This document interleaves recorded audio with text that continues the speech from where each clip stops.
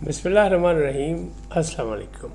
ابتدا رب العزت کے نام سے جس نے جان دی جہان دیا، اور درود و سلام محمد وعلی محمد پر۔ آئیے ان کے ساتھ ناصر نقوی حاضر خدمت ہے۔ ناظرین، قید نہ ہوتا تو لندن جاتا، یہ مرشد اعظم کا پیغام ہے۔ کیا ہے، کیوں کہہ رہے ہیں، کس بیس پہ، یہ بھی آپ کو بتاتا ہوں۔ ابھی دوسری جانب ٹرمپ نے دی مبارکباد دیوالی کی، اور ساتھ ہی کہا مودی جی پاکستان سے دوبارہ نہیں لڑنا۔ سہیل آفریدی انکار پر انکار، کیا ہوگا، کیا ہونے والا، یہ بھی آپ کو بتاتا ہوں۔ اور پاکستان بحریہ اور فضائیہ کے نئے کارنامے، دنیا چونک گئی، کیا ہے یہ بھی بتاتا ہوں۔ کچے کے ڈاکوؤں کے ساتھ پکا آپریشن، اور مریم نواز سے مانگی گئی معافی، کسے مانگی، کیسے مانگی، ان تمام باتوں میں گفتگو کروں گا۔ لیکن پہلے آپ سے گزارش، آئیے ان کو سبسکرائب کریں، لائک کریں، اور گھنٹی کا بٹن دبانا نہ بھولیں، بلکہ اپنی قیمتی رائے کا اظہار اپنی شخصیت کے مطابق کریں۔ جی ناظرین، پہلی بات یہ کر رہے تھے کہ چھوٹی سی خبر ہے کہ مریم نواز سے معافی مانگی گئی۔ پرانی بات تھی، پرانی خبر تھی، پرانا الزام تھا، یہ 2022 کا، اور ہمارے دوست ہمارے ساتھ تھی، یہ انہوں نے الزام لگایا تھا ایک پروگرام کے دوران۔ تو وہ جو عامر متین صاحب ہیں، ان کی وجہ سے ان کے نجی چینل کو معافی مانگنی پڑ گئی۔ اچھی بات ہے، پہلے مانگ لی جاتی تو زیادہ اچھی تھی، لیکن اب مانگ لی گئی، مطلب 2 4 5 سال بعد۔ چلے کوئی رواج تو پڑا معافی مانگنے کا کہ ہاں غلط خبر تھی، غلط خبر، ورنہ الیکٹرانک میڈیا جب سے آیا اس میں معافی کا کوئی رواج نہیں ہے۔ جو مرضی سوشل میڈیا آیا، جو مرضی کہہ دو بھائی، غلطی کوئی نہیں، کوئی پڑھنے والا نہیں، لیکن ادھر بھی سائبر کرائم شروع ہو گیا، اور وہاں بھی مسئلے مسائل بن گئے۔ تو اب یہ معاملات ایسے ہی ہیں۔ اب بات کرتے ہیں کہ پاکستان کی بحریہ اور فضائیہ نے کیا کارنامے انجام دیے۔ 47 ممالک کی بحریہ جو ہے وہ بحر عرب میں اس وقت موجود ہے، لیکن ان کی موجودگی میں پاکستانی بحریہ نے کارنامہ یہ کیا کہ منشیات پکڑ لی، اور اس پر پوری دنیا جو ہے حیران بھی ہوئی اور شکر گزار بھی ہوئی کہ کمال کارنامہ کیا، پانی کے اندر بھی کم دکھاتا۔ یعنی ایسا کارنامہ جو 47 ممالک کی بحریہ موجود تھیں اور ان کو کسی کو نہیں پتہ لگا۔ پاکستان نے اپنا ہدف ایسا مکمل کیا کہ دنیا حیران رہ گئی۔ دوسری طرف فضائیہ نے کارنامہ کیا، افغانستان میں غاروں کے اندر، پہاڑوں کے نیچے بیٹھے ہوئے لوگوں کو بھی نشانہ بنایا اپنے ڈرون سے، اپنے سائبر جو ٹیکنیک ہے اس سے، پہلے ان کی نشاندہی کی، اور پھر جیسے ہی وہ اپنے ٹارگٹ پہ آئے انہوں نے ان کو مار کرایا۔ 5 سے زیادہ لوگ، یعنی آدھے درجن لوگ جو ہیں، بلکہ آدھے درجن سے بھی زیادہ، وہ دہشت گرد وہیں مارے گئے اپنے مقام پہ۔ کہاں؟ پہاڑوں میں، غاروں میں۔ تو یہ پیغام تھا بھارت کے لیے کہ بھائی سانو ہلکا نہ لینا، فضائیہ میں نہیں، ہم نیچے غاروں تک بھی مار کر سکتے ہیں، یہ پیغام بھی صاف تھا۔ اب بات کرتے ہیں سہیل آفریدی، انکار پہ انکار، انکار پہ انکار۔ نئے وزیر اعلیٰ بنے، اور 36 سالہ عمر ہے، اسٹوڈنٹ لیڈر ہے، لیکن انکار پہ انکار چل رہے ہیں۔ سمجھ نہیں آ رہی کہ پی حکومت کرے گی کیا اور ہوگا کیا، اس کا مستقبل کیا ہے۔ بہرحال چند دنوں کی بات ہے، یہ چیزیں بھی زیادہ نہیں چل سکتی، کیونکہ اقتدار اتنی آسان چیز نہیں ہوتی، یہ کانٹوں کی مالا ہوتی ہے، یہ پھولوں کی سیج نہیں ہوتی۔ گنڈا پور سے پوچھیں کتنی مصلحت پسندی کا کام لیا، کتنی قربانیاں دیں، کتنی باتیں سنی، کتنی دشنام درازی سنی اپنوں کی اور غیروں کی، اور پھر بھی 18 مہینے کے بعد جانا پڑ گیا۔ تو اب سہیل آفریدی صاحب جو ہیں ان کو نئے نام دیے جا رہے ہیں۔ ان کو کوئی کہہ رہا ہے یہ سہیل بزدار ہیں، یعنی پنجاب کے عثمان بزدار سے ملایا جا رہا ہے، تو کوئی کچھ کہہ رہا ہے، کوئی کچھ کہہ رہا ہے۔ اب انکار کیا ہے؟ پہلا انکار وہ جو سیکورٹی کی میٹنگ تھی بڑے ہائی لیول کی، جس میں کمانڈر چیف بھی تھے، یعنی فیلڈ مارشل بھی تھے، چاروں صوبائی وزراء بھی تھے، آزاد کشمیر کے وزیر اعظم بھی تھے، گلگت بلتستان کے وزیر اعلیٰ بھی تھے۔ وہاں انہوں نے جانے سے انکار کیا اور مزمل اسلم کو بھیج دیا جو غیر منتخب، ان پر بھی تنقید ہو رہی ہے۔ پھر کیا ہوا جناب؟ پھر جناب ہوا یہ کہ وفاق نے ان کو گاڑیاں دیں بلٹ پروف، اور ٹھڈا مار دیا کہ جناب یہ تو پرانی ہے، یہ تو غیر معیاری ہے، چکو نو لے جاؤ، اسی نہیں لینیاں۔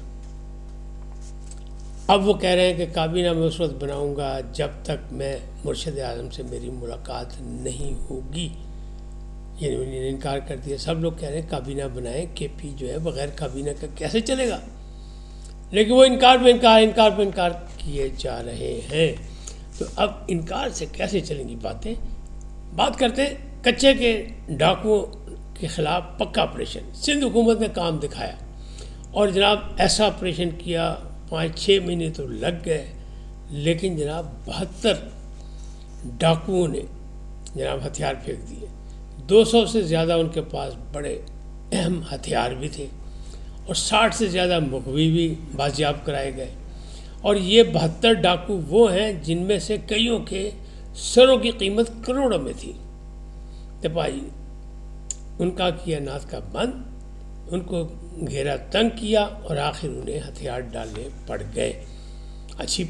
بہت اچھی کوشش ہے، ان کو مبارکباد دینی چاہیے، مبارکباد کے مستحق ہے ان کی پولیس بھی، ان کی حکومت بھی، اور اسی طرح پنجاب کی طرف سے بھی کچے کے ڈاکوؤں کے خلاف کوئی پکا آپریشن ہونا چاہیے تاکہ ان کو کہیں جائے پناہ نہ ملے۔ بہت تنگ تھے لوگ، اغوا برائے تاوان، لوگ مطلب کوئی مختلف کال فون گاڑیوں کے خرید و فروخت پر لوگ بلا کے ان کو پیسے چھین لیتے تھے سب کچھ، تو ان ڈاکوؤں نے جو ہے جینا حرام کیا ہوا تھا، لہٰذا ادھر سے بھی یہ کچھ ہونا چاہیے۔ اب بات کرتے ہیں ٹرمپ کی۔ ٹرمپ نے اوول میں ایک دیوالی کے فنکشن میں شرکت کی اور نے کہا جناب دنیا کہیں سے کہیں جا رہی ہے، صنعت و تجارت کا دور ہے، نئی جو ٹیکنیک آ رہی ہیں، معاشی طور پہ معاشی طور پہ جو ہے دنیا میں بحران ہے، معیشت کو بہتر کرنا چاہیے، لیکن ہم ٹرمپ بہادر نے کہا لیکن مودی صاحب کو مبارکباد تو دیتے ہیں دیوالی کی، لیکن ساتھ یہ بھی وارننگ دیتے ہیں کہ آئندہ پاکستان سے نہ لڑنا، کم خراب ہو جائے گا۔ 2 ایٹمی طاقت ٹکرائیں تو خطے کا امن تباہ، بلکہ دنیا کا امن تباہ ہوگا۔ تجارت کی طرف آؤ اور اپنی بات چیت کرو اور ایک دوسرے کے کام آؤ، اپنی عوام کی کوئی خدمت کرنے کی کوشش کرو۔ تو اب اس حالات میں وہاں کے جو تجزیہ کار ہیں، ایک طرف تو یعنی وزیر خارجہ، وزیر دفاع، اپنا آرمی چیف اور مودی جی خود بار بار کہہ رہے ہیں آپریشن سندور کریں گے، لیکن وہاں کے جو تجزیہ کار ہیں، مطلب سینئر تجزیہ کار، ان کی رائے یہ ہے کہ پاکستانی افواج سے، پاکستانی فضائیہ سے یہ مقابلہ نہیں کر سکتے، اور وجہ بھی انہوں نے بتا دی۔ انہوں نے کہا ان میں رابطے کا فقدان ہے، عسکری اور سیاسی قیادت کے دوران خلا پایا جاتا ہے، ان میں آپس میں کوئی ایسے رابطے نہیں ہیں، کوئی منصوبہ بندی نہیں ہے، کوئی پلاننگ نہیں ہے، جبکہ پاکستانی افواج جو ہے وہ بہت آگے، تو یہ لوگ اس کا مقابلہ نہیں کر سکتے، لہٰذا اس طرح کی گیدڑ بھپکیاں نہیں ہونی چاہیے، یہ انہوں نے کہا ہے۔ تو اب اس کے ساتھ ہی سوچنا تو پڑے گا بھارت کو، اگر بھارت کے تجارت کے بعد میں ایک تو ان کو وہ کہیں ہم ٹیرف کم کرتے ہیں، دوسری طرف عوامی فلاح کے لیے جناب پاک بھارت جو ہے وہ بارڈر کھولے اور تجارت شروع کر دیں، افغانستان جانے کے لیے جو سامان جاتا ہے اس کا بھی راستہ کھولے، تو کیا مودی سرکار اس پوزیشن میں ہے کہ وہ انکار کر دیں گے؟ بہت بڑا سوالیہ نشان ہے، یہ تو آنے والا وقت بتائے گا۔ لیکن جو بہار کا وہ الیکشن جیتنے کے لیے سب کچھ کر رہے تھے، لگتا وہ نہیں، کیونکہ اتنی بڑی وارننگ کے بعد، دھمکی کے بعد دوبارہ پاکستان پر حملہ کرنا جو ہے وہ ایسے ہی معمولی بات نہیں ہے کہ اب مودی صاحب رسک لیں گے تو اگے جناب چترال ہوئی تو مزید چترال ہوگی اور زیادہ ہوگی، پاکستان کی جانب سے ہوگی اور امریکہ بہادر بھی کھڑکا دیں گے، کیونکہ انہوں نے پہلے کہا کہ جناب روس سے تیل ویل بند کرو ورنہ جناب تھوڑا سب کچھ حکا پانی بند کر دیں گے، تو وہ بھی دھمکی ہے، دوسری یہ بھی دھمکی ہے کہ اب لڑنا نہیں ہے، شریف بچوں کی طرح کھیلو آپس میں، تجارت کھیلو، تو یہ معاملات ہیں۔ اب بات کرتے ہیں قید نہ ہوتا تو لندن جاتا، یہ قیدی نمبر 804 نے اس خواہش کا اظہار کیا، ٹویٹ کی ہے، کیوں کہ جمائمہ کی والدہ محترمہ دنیا سے رخصت ہو گئی، یعنی ان کی سابق ساس ہیں، یہ اینیبل گولڈ سمتھ، اس پر انسٹیٹیوٹ کیا بڑی زوردار کہ جناب میں تو ان کی ماں کی جگہ عزت کرتا تھا، ماں کی جیسے عزت کرتا تھا، ماں کو جو مقام دیتا تھا وہی میں ان کو بھی مقام دیتا تھا، اس وقت میں قید میں ہوں، مجبور ہوں، ورنہ میں جاتا۔ تو ان کے سالہ صاحب جو ہے زک گولڈ سمتھ، انہیں جناب اس کا جواب بھی دیا کہ جناب ہم تو دعا گو ہیں کہ آپ جلد رہائی پائیں۔ اس سے پہلے بھی ان کی ایک ٹویٹ دیکھی گئی تھی دعائیہ، وہ کس کے لیے تھی؟ وہ اسرائیل کی جیت کے لیے تھی۔ تو دو دعائیہ ان کی ٹویٹ دیکھی گئی، ایک اسرائیل کی جیت کے لیے اور ایک عمران خان کی رہائی کے لیے۔ اب فیصلہ آپ خود کر لیں، ہم کچھ کہیں گے تو کہتے ہیں نا ہم اگر عرض کریں گے تو شکایت ہوگی، ناراض ہو جاتے ہیں آپ لوگ۔ ناراض نہ ہو، اگر حالات دیکھا کریں، کوئی کسی کا نہیں ہوتا، وقت کے ساتھ ساتھ سب تبدیلیاں آتی رہتی ہیں اور ہوتی رہتی ہیں، تو یہ معاملات ایسے ہی چلیں گے اور یہ معاملات ایسے ہی ہیں۔ لیکن آپ خود غور کریں نا کہ مرشد اعظم اپنے کار خاص دست راز نعیم الحق کے جنازے میں گئے؟ نہیں گئے۔ مرشد اعظم خان عمران خان نیازی کیا پاکستان کا فخر ڈاکٹر عبدالقدیر خان کے جنازے میں گئے جبکہ اسلام آباد میں موجود تھے؟ نہیں گئے۔ ایک اور پاکستان کا ممتاز سماجی کارکن بہت بڑا جس کی دنیا میں بڑی عزت ہے، عبدالستاری تھی، کیا اس کے جنازے میں گئے؟